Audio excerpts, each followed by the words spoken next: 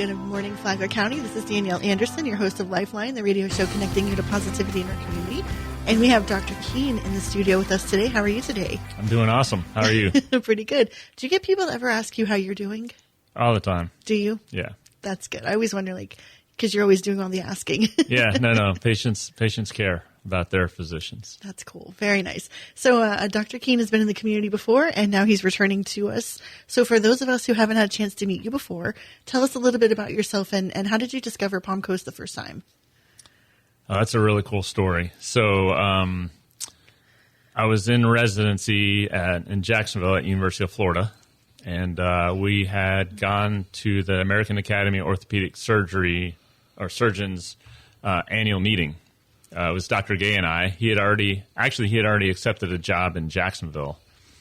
And I was like, hey, let's go by the recruiters and see what kind of jobs are available. And at the academy, there's this gigantic room with jobs all across the country, and there's recruiters there. And he and I both like surfing. And so I was like, it'd be cool if we could find a job somewhere together near the beach. And we ran into Ray-Jean Gossman, who was a recruiter at the time. For Advent Health? For Advent Health. Well, at the time, it was Florida Hospital. Oh, wow. Even back before, then. I remember. even before it's Advent Health. And she's like, well, we have an opening for 2 surgeons in Palm Coast. And we looked, and it was like, well, not far from Jacksonville. We used to go down to St. Augustine all the time as well. Nice. And so we went and interviewed, and at the time it was David Otati was the CEO. So we met him. And it was just worked out perfectly. We loved the community and loved the hospital and the people. And so that was back in 2011. Wow. Was David here that long?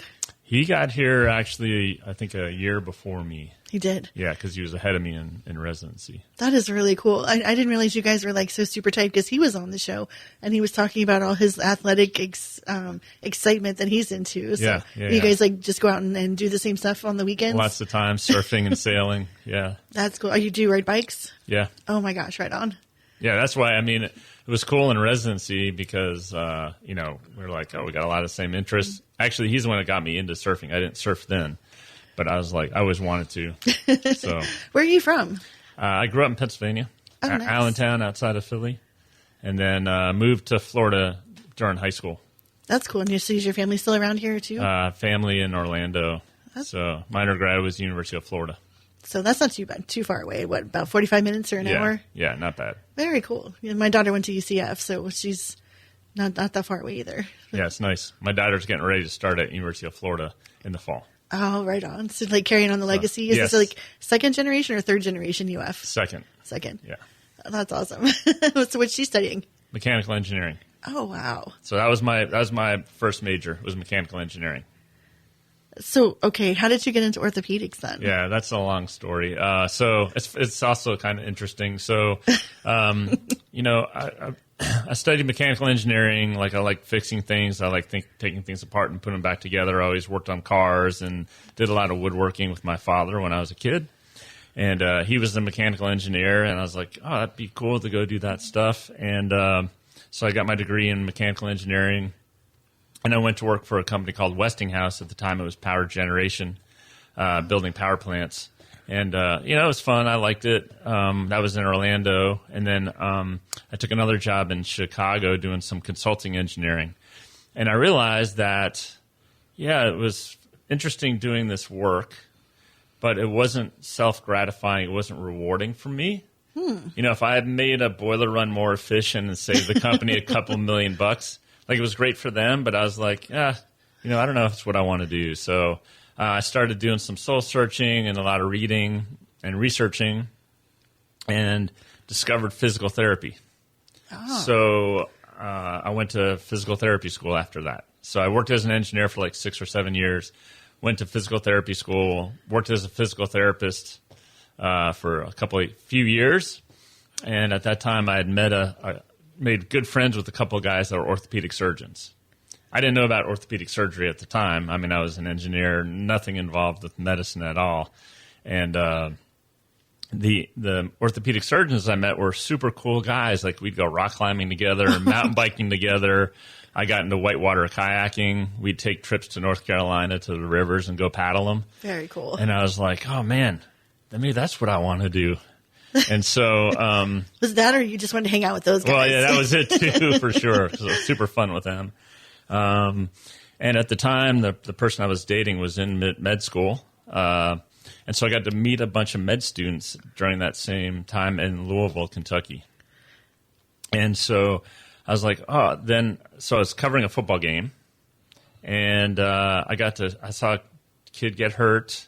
I went out in the field and helped him off, and I diagnosed him with an ACL tear. And I was like, oh man, I know how to rehab this, but it'd be really cool to fix it. Whoa. And so one of my buddies, the orthopedic surgeon, was on the sideline with me. He's like, why don't you come watch the surgery? So I was like, heck yeah, I want to come watch. So I went and watched the surgery, and then I was like, that's what I want to do. That's incredible. So it was really cool. After that, I was like just super focused on getting into med school. The guys I worked with in physical therapy were super supportive. They let me work 3 12-hour days. The other days I could take some classes, and went to med school.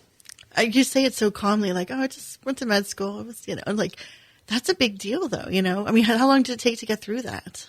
Oh, I mean, so, from the time I decided and I was taking some prereqs, that took about a year and a half. And then med school is 4 years, residency is 5 years, and then 1 year of fellowship extra. So it took a while. But you look so young and then on top of it, you had the whole engineering thing that you did before. Yeah. Yeah, it's funny. When I was in school, I was like, I don't really want to go to school anymore. I want to work. And my buddies are like, all you've done is go to school.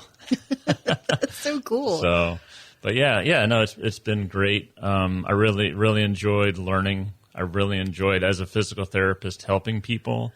And now I feel like I've kind of combined both careers with engineering and physical therapy, because I get to see the patients, diagnose them, and then fix it. And then that's where the reward for me comes, is getting them back to the activities that they really want to do. So do you feel like having that extra part of physical therapy knowledge helps you when you're diagnosing them and getting them set up for treatment? 100% yes, because I've treated, as a therapist, a lot of these injuries or things that these patients have going on, and I kind of know the outcome of what's going to happen. So, and I know also the power of physical therapy. It's important, Physical therapy is a powerful tool, and that has also made me a very conservative surgeon. Oh. Some patients will come in and you'll look at x-rays and be like, oh, that patient would benefit from a knee replacement, but they haven't really done anything conservative to treat it yet. Well, some people will say, hey, you need surgery, you need a knee replacement. I don't usually do that on the first time I meet a patient. I really like to exhaust all the conservative treatments first, because you'd be surprised on how many years you can put that off sometimes with conservative treatment. My mom just got her knee done 2 years ago, and she's 73, I think. Yeah. So she waited a super really long time to get it done. Yeah. But now she's like, it's a good thing. Yeah, it's a great thing. It really gets your life back. So, when we're talking about that kind of stuff, how do you kind of tell a patient? Because sometimes patients can be like, well, I know what I want, and I just want you to do this for me. How do you kind of coax them into that, let's try some other things first? Well, I don't really coax them into anything, honestly. I'm really good at explaining the options to the patient.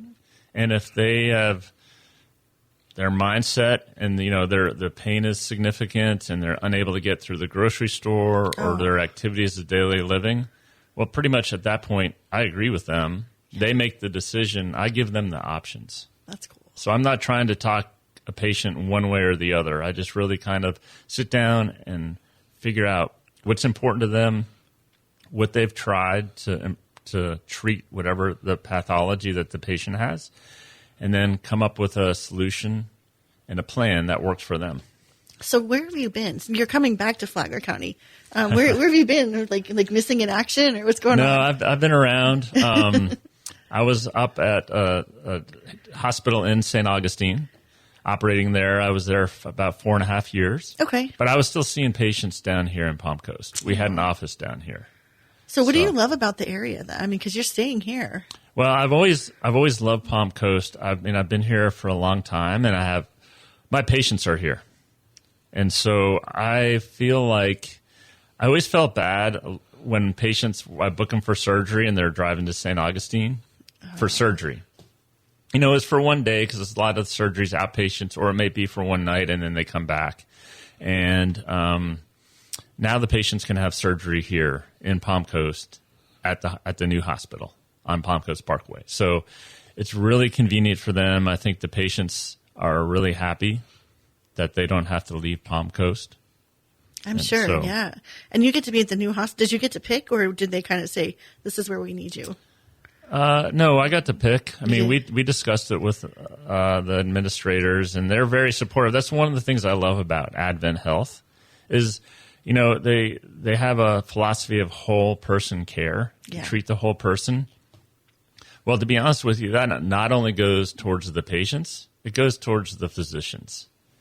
They want their staff to be happy and engaged, because then, if they're happy and engaged, they're going to take care of the patients. Even better. Right. That's cool. So when you walked in there, I know we were discussing, it's kind of like a smaller hospital. What are some of the finer points of the equipment that's there for you to work with? Well, if you look at the equipment at that hospital, it's brand new. So the operating rooms are state of the art.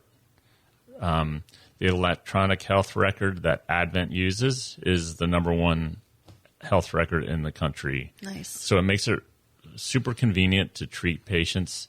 If they've been to other hospitals that use that record, you can look and see their history.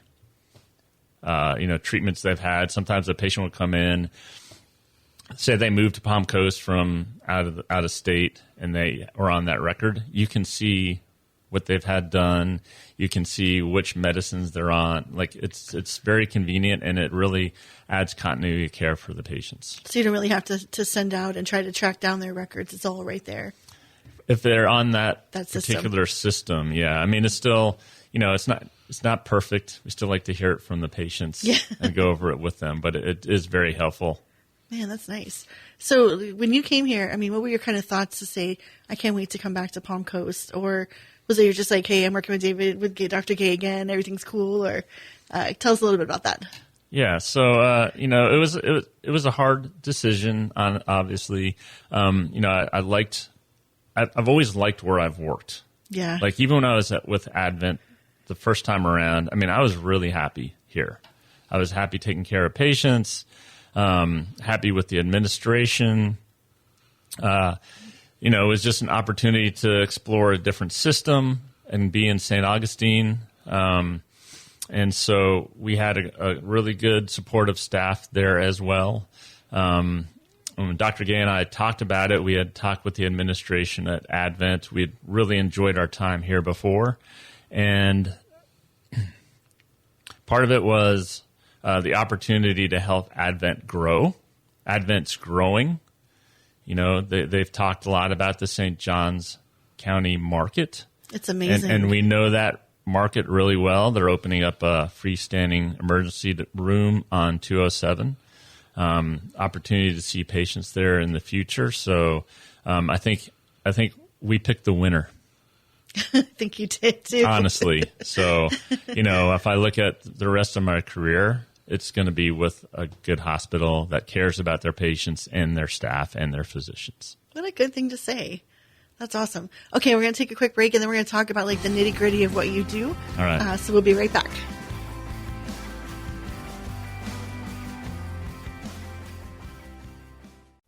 Thank you so much for recommending us to your family and friends. When you need a 30, 60, or 90-minute massage, it's real easy to book your appointment online. MassageByNatalie.org. MassageByNatalie.org.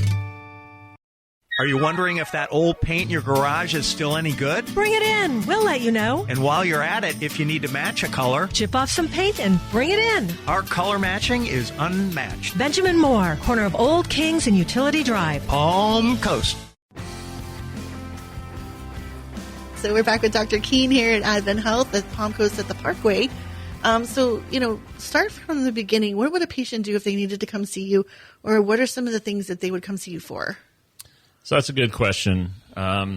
Orthopedic injuries, orthopedics treat a lot of joint pain, joint issues. At our office, my specialty is hips and knees. Oh, wow. I do a lot of knees. Patients have more knee injuries than hip injuries, so it's more common. Is there a particular age, or could it be any age? Well, so over 18 for my practice, just because if they need surgery or something like that, 18 is kind of the limit for our practice. Okay.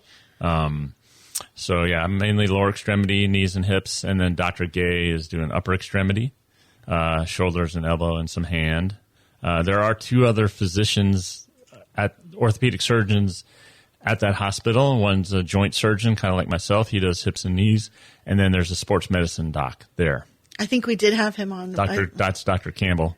And then Dr. Palmer's the other orthopedic surgeon, joint arthroplasty surgeon that does the joint replacements. So I'm just so you know, I'm envisioning you guys doing Frankenstein and putting whole body parts together, Yeah, it's not quite like that, but that's cool. It's still cool.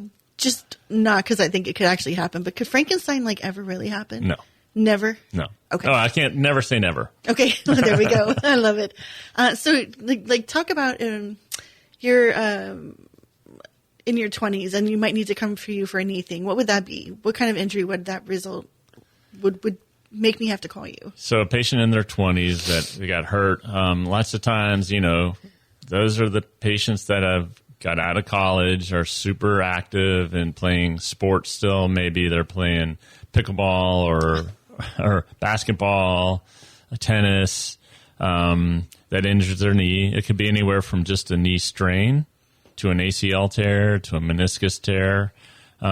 If you've tried conservative treatment, which is like the RICE, rest, ice, compression, elevation, maybe some anti-inflammatories if they don't cause you any problems, and it's not getting better, then you need to get it evaluated. And we're happy to see you, and hopefully it's just conservative treatment and get back out on the court.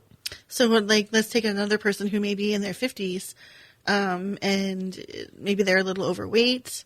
They have knee problems, or it's a hereditary issue. Is that something you can fix? Yes, we can. There's a lot we can do for those patients. A lot of counseling. I always talk to my patients. If you're talking about a patient that's overweight, we talk about weight loss. Every pound on your abdomen is 6 pounds of weight across your knee. Oh, wow. So if you lose 1 pound, it takes 6 pounds off your knee. It's a big difference. I have patients that have lost 50 pounds and their knee pain went away. That's incredible. So, also in your 50s, it's surprising when I moved here to Palm Coast. So I did my fellowship in New York in Saul Scott Kelly Fellowship. It was all knees and hips, anywhere from ACL tears to partial knee replacements to total knee replacements to revision knees. And when I moved here, I started seeing a lot of patients in their 50s and 60s, and they're still very active. I mean, you moved to Florida, you retired to Florida, and, these guys were in better shape than I was. And so I don't so much look at the age per se as what the x-rays look like, what the injury and what the patient's goals are to figure out what the correct treatment plan is. It may be they have a meniscus tear and they need a knee arthroscopy to take care of the meniscus to get back out on the court. Or it may be that they need a knee replacement, but they can still get out and play pickleball again. So when we're talking about this kind of stuff, what is the downtime and what's the surgery itself like? So as far as knee replacement surgery goes, it's awesome. It's come a long way over the years. It's now robotically assisted. So we can actually get a CAT scan of the patient's lower extremity, and then we make a 3D virtual digital image. And we can see that 3D virtual digital image on a computer, and we can plan the surgical procedure. So we know what size implants we're using. We know what we're going to have to do to balance that knee to make sure it works perfectly. And lots of times, those patients, they can go home the same day. Wow. Then, they're walking, they're using assistive devices for a few weeks, and they're getting around okay. lots of physical therapy to work on the range of motion to get them back to function. I tell my patients by 6 weeks you're getting around okay. In 3 months you can do what you want. But those joint replacements, they take really 6 months to a year to have their 100% recovery. It takes a while. So talk like what goes into a hip replacement then too. So hip replacements are a little easier to recover than knee replacements just because there's not as much motion at the hip, range of motion. But it's a very similar recovery. Kind of the day of surgery. By 6 to 12 weeks, you're getting around pretty well and doing what you want.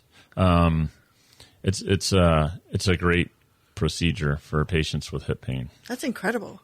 So, like, is there a limitation on anything after that's done? Like, you can't go out and do the splits anymore, or whatever. Yeah, it depends on the patient. Sometimes there are, sometimes there are not. There are not as many limitations as there used to be after hip or knee replacement. The materials we're using now are better than they were in the past. So we use what's called highly cross-linked polyethylene. Basically, it doesn't wear much. It doesn't wear out. So, in labs, not in vitro studies like in actual humans, we don't have that data yet, but in labs and simulators, they're lasting 30 years. Wow. So we won't guarantee that, but think about 30 years. So now a lot of orthopedic surgeons are letting their patients do a lot more than they used to. That's a really long time. Yeah. I mean, by the time you get it done, that's basically the rest of your life. Yeah, that's the plan. Patient, you only want one surgery. That's incredible. So is there something that you like to do the most, a particular procedure? I really love doing knee replacements. Do you? Yeah, it's very rewarding. I like it for several reasons. The diagnosis, you look at an x-ray and you can be like, well, that's pretty severe knee arthritis. I like planning the surgery. That's part of the engineering background. And I like the mechanics of replacing it using the robot. So has there ever been like a really challenging case that just almost stumped you? There are definitely some challenging cases, but I like those. Yeah. I like to take the time to figure out what's going on and fix them. That's incredible. So what about like little small people? Do they ever need things like this too? Or is that just, do they wait until they get older to do certain kinds of things? So it depends. There are some medical diseases that will speed up joint degradation. And so sometimes some young patients need a knee replacement or a hip replacement. Really, that is possible. So is there anything that we should be doing as, just regular living our lives to kind of be preventative? Because, the focus is a lot on preventative. Yes. And it should be focused on preventative. The main things I would say is don't gain weight. If you always feel like you need to lose 10 pounds, then lose it. Low impact exercise. If your knees aren't bothering you, feel free to run. Running on its own without pain is fine. If you're having knee pain when you're running, then you need to modify that exercise to low impact, such as biking, elliptical, swimming, something where you're not impacting the joint. Does diet have any effect on those kinds of things, or not really? It can. Eating a low inflammatory diet, there's a lot of information coming out on that right now. How do you stay up to date on everything? Just read. To do a lot of reading? Yeah, reading. Actually, there's some really good podcasts out there. But I try to keep up with all the literature, not only published in medical journals, but what my patients are probably reading. Because, a lot of these patients in Palm Coast are very smart. They're educated, they're retired, they've had really successful careers. And a lot of patients come in and they know what they're talking about. Yeah. And so I feel like sometimes they'll come in, and if I haven't heard of something they're talking about, I'll tell them, I'll be like, this is interesting, I'm going to have to look it up. Because, I don't know everything, that's for sure. But lots of times, we can have an educated discussion on the things that they've researched. And some patients are like, well, they're like, well, I looked on the internet, and they're like, you can't really trust the internet. But a lot of patients have really done some good homework. So that's the fun part of the job. That's cool. Sometimes your patients are teaching you. So if people need to come, or they want to come and get connected to you because they think they're going to need your services, how do they get in touch with you? Yeah, there's two ways. One is you can go on the Advent Health website for orthopedics. But probably the easiest way is to call our phone number, and that phone number is 386-232-94. Wait a second. Sorry. I had it. It's brand new. I've only had it for 2 weeks. Yeah, we were talking about, is he going to have surgery 9487, yeah. All right, so say the whole thing again. All right, 386-232-9487. That's awesome. And if you didn't get that straight, just go to the Advent Health website, and you can look for Dr. Keene. He'll be there. He's the orthopedic guy. He works on the lower half. I think that's about right? Yeah. Okay, good. And we're glad to have you back here. And thanks, Michelle, for getting him in the door. We know you're going to be busy once you get settled in, and so this is a treat to have you before you get so busy we can't get you in. Yeah, thanks for having me. Absolutely. It's a pleasure. So we want to thank WNZF News Radio, Flagler News Weekly, the Vigilante Philanthropists, Massage by Natalie and Company, and also our Benjamin Moore Paint Store here in Palm Coast for sponsoring the show. And if you guys need anything, Dr. Keene's available. So we'll see you next weekend.